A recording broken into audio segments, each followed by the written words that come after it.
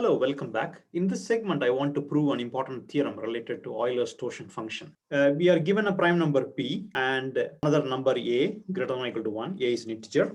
And pi is the Euler's torsion function that we talked about earlier. For example, pi of 4 is how many elements that are less than or equal to 4 that are relatively prime to 4.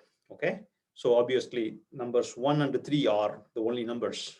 2 and 4 have common factors with 4, so we can't include them. For pi of 5, all numbers from 1 through 4, because any number if you select from this set will have no factors common with 5. Okay, the theorem is this.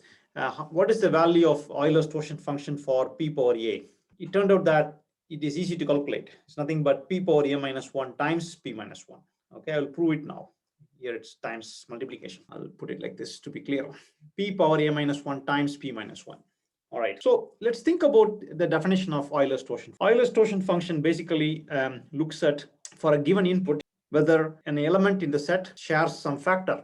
Okay, so what are the elements of the set p power a? P power a will contain all the elements from 1, 2, 3, all the way until p power a, right? There are p power a elements in the set. So we need to rule out the elements in this set that are having some shared factors with p power a. Okay, that's basically idea from a picture point of view. So suppose this is your set of all elements in this p power a universe, right? 1 through p power a. It could be 1 here, 2 here, 3 here, and all of these elements, p power a elements in this set.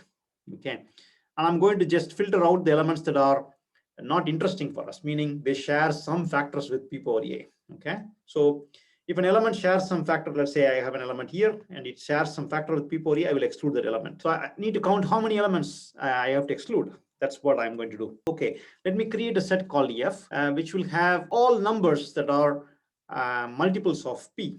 Okay, for example, 1 times p is a multiple of p, 2 times p, 3 times p, all the way until p power a minus 1 times p.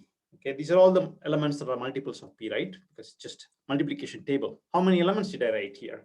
As you can see, this is 1, 2, 3, all the way until p power a minus 1. So p power a minus 1 elements are written in this set, right? Because you just count from 1, 2, 3, all the way until p power a minus 1. So this set has p power a minus 1 elements. And these elements are interesting because they share some factors with p power a, right? And for example, 1 times p will share the factor p with p power a. So we can't have p as part of the set in this answer for the Euler's torsion function. So all of these elements share some multiples of p with p power a. So these elements should be excluded. And now let's think about the size of p power a. Okay, how many elements are in p power a that are relatively prime to p power a? That's the definition of Euler's torsion. There are p power a elements, and we don't need all of these elements. Okay, that means